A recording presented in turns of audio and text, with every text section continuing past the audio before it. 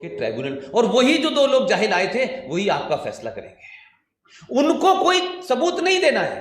Classic ये है, उनको कोई सबूत नहीं दे रहा है कि ये वक्फ प्रॉपर्टी है, आपको सबूत देना है कि ये आपकी प्रॉपर्टी है। उनका क्लेम वैलिड है, आपका क्लेम कागज पे नहीं है।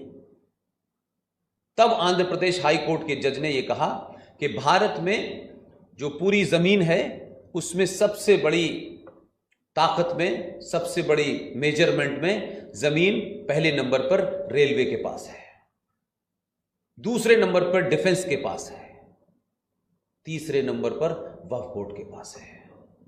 यह आंध्र प्रदेश के हाई कोर्ट का जज कह रहा है, मैं नहीं कह रहा।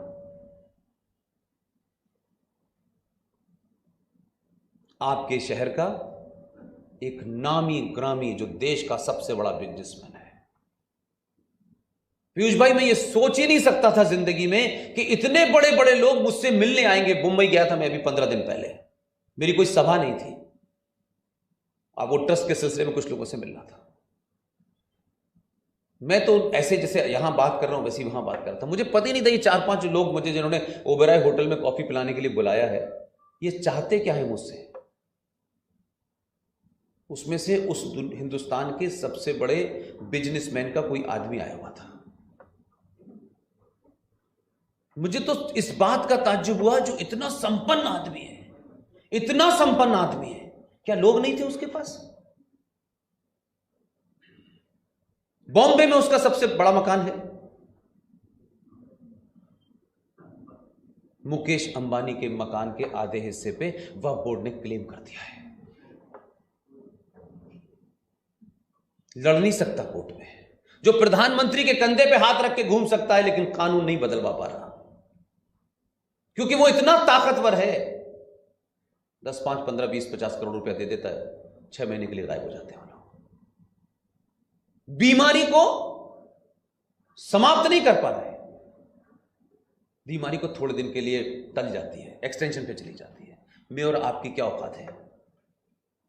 यह बताया इस देश के किसी नेता ने भाई कि तुम ये जो 100 गज की जमीन, 500 गज की जमीन, 1000 गज की जमीन के लड़ रहे हो, यह जमीन तुम्हारे पास नहीं है।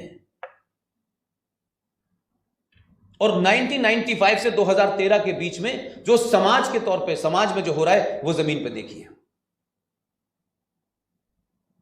हर चौराहे पे, हर सड़क के ऊपर, हर हाईवे के ऊपर, हर एक्सप्रेस, कहीं भी एक मस्जिद और कहीं भी कोई कुत्ता बाबा, कोई बुढ़ा बाबा, उसकी लेकिन मजार पैदा हो जाती है।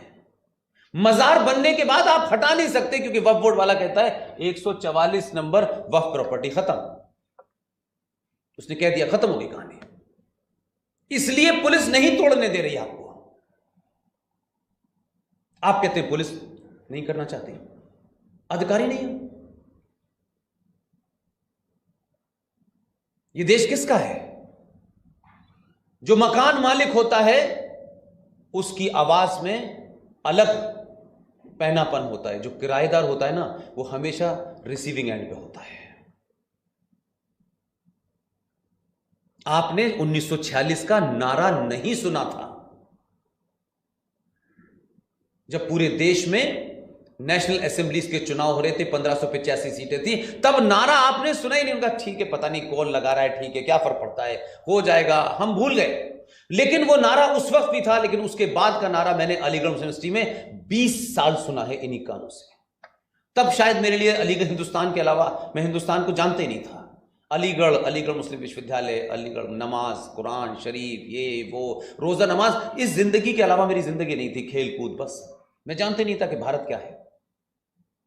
मैं तो उसी के अंदर ही अंदर रहता था। तब नारा लगता था, लड़ के लिया है पाकिस्तान, हंस हंस के लेंगे हिंदुस्तान। मैं आज भी उसको एनालिसिस करता हूं तो मैं कहता हूं उन्होंने अपना एजेंडा कभी नहीं बदला। वो अपने एजेंडे से 1 मिनट के लिए इधर से उधर नहीं हुए। लेकिन हम सेकुलर, समाजवाद, सुपर सेकुलर, सुपर राष्ट्रवाद, हम एक के बाद एक प्रयोग कर रहे हैं। और हम उस चौराहे पे खड़े हुए हैं।